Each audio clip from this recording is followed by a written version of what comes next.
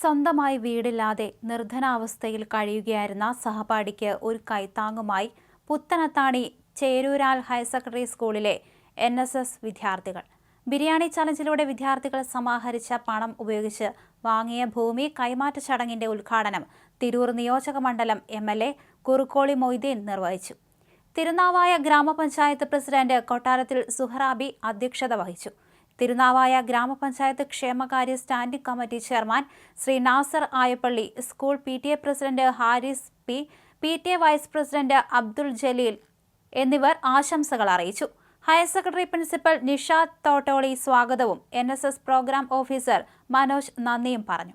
ബിരിയാണി ചാലഞ്ചിലൂടെ ഇത്രയും വലിയ ഒരു തുക സമാഹരിച്ചു എന്ന് പറഞ്ഞാൽ അവരെ അനുമോദിക്കാൻ വാക്കുകളില്ല. അത്രയ്ക്കും നല്ല ഒരു സൽപ്രവൃത്തിയാണ് നിങ്ങൾ ചെയ്തത്.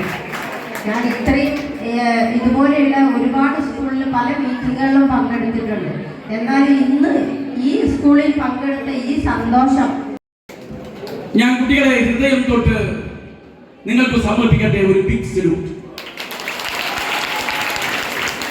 5,40,300 രൂപ സ്വാദിഷ്ടമായ ബിരിയാണി വെച്ച് വിളമ്പിയിട്ടാണെങ്കിലും തന്ത്രപരമായി നിങ്ങൾ ആ പണം സ്വരൂപിച്ച വിദ്യയും അതിന്റെ താല്പര്യം വളരെയേറെ മഹത്വമുള്ളതാണ്.